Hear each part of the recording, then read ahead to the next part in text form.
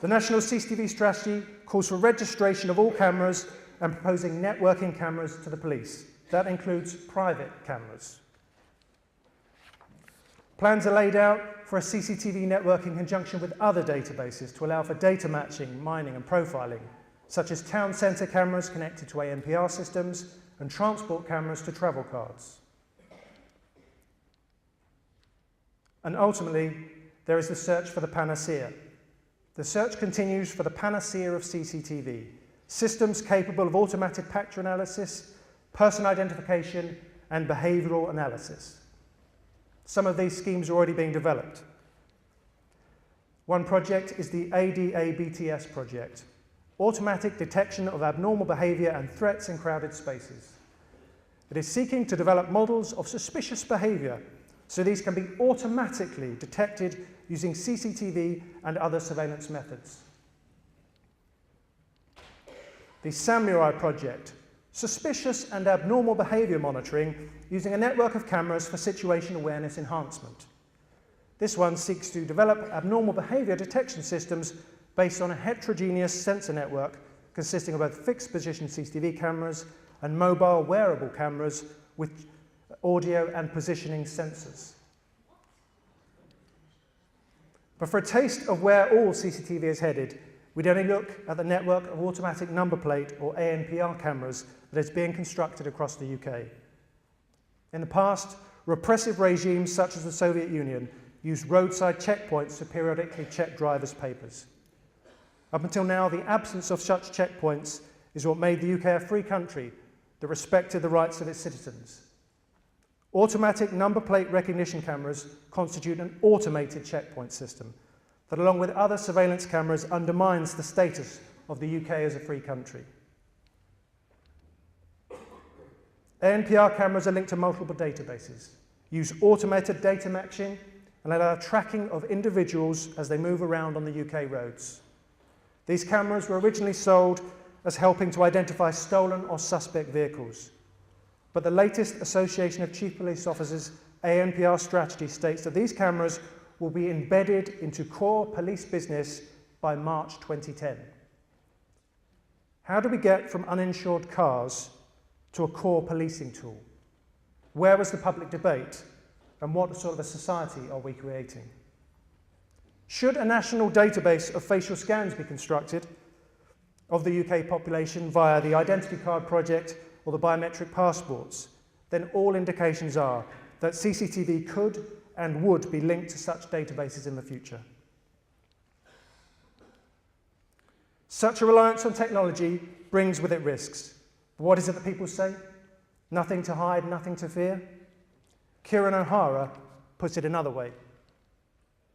If you keep within the law, and the government keeps within the law, and its employees keep within the law, and the computer holding the database doesn't screw up, and the system is carefully designed according to well-understood software engineering principles and maintained properly, and the government doesn't scrimp on outlay, and all the data are entered carefully, and the police are adequately trained to use the system, and the system isn't hacked into, and your identity isn't stolen, and the local hardware functions, well, you have nothing to fear.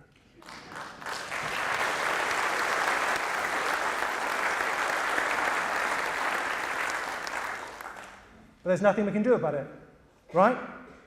Wrong. We, the people, need to stop the surveillance state.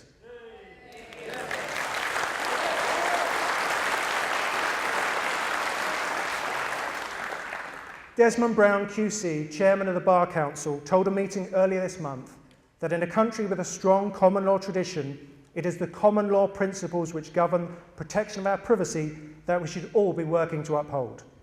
We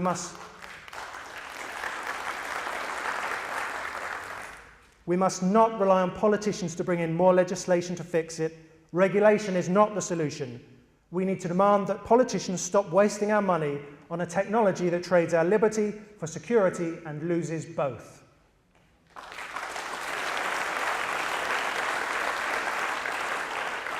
So how do we fight it? Most of the decisions are made at a local level. You just need to know who to fight. Attend local council meetings, lobby councillors, ask them to prove the need for CCTV. Decisions are often made by crime and disorder reduction partnerships. These were set up under the Crime and Disorder Act 1998. They're given responsibilities to generate crime control strategies, given names like Safer Oxford, Safer Birmingham, Safer London. Like Pubwatch and other quangos, these are shadowy coalitions of bodies that allow policy laundering by police and local authorities. Join neighbourhood action groups, often linked to these crime and disorder groups. Use the Freedom of Information Act and Local Government Acts to obtain information and find out what these people are up to. Believe it or not, licensing is another major area. Local licence committees are now a front line in the fight for civil liberties. The Licensing Act 2003 is being used as a way of removing freedoms for alcohol. Police will often contest a licence or licence variation unless certain criteria are met. Attend local licensing committees, ask the committee to tell you why freedoms are being traded for booze. The local and national media, write to the media. London pub landlord Nick Gibson went to the media when the police required CCTV as a licensing condition. As a result of media intention, the council backed down. But be careful with the media, because much of them love CCTV as a good copy and good images for them. Then there's the police. Ask for detailed crime data, down to the beat code level. The new crime maps are not good enough. Find out about other interventions they're doing, such as changing policing methods at the same time as putting cameras in, and look for trends in data. What if we do nothing?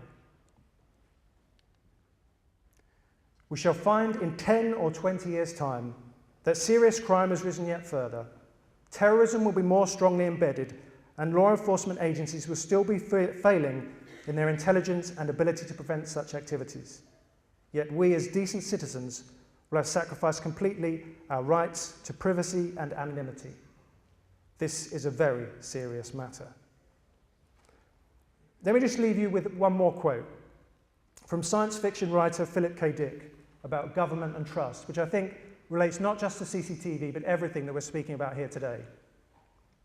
He said, "Any government which assumes that the population is going to do something evil has already lost its franchise to govern. The tacit contract between a government and the people is that the government will trust the people and the people will trust the government. But once the government begins to mistrust the people it is governing, it loses its mandate to rule, because it is no longer acting as a spokesperson for the people, but is acting as an agent of persecution." Thank you.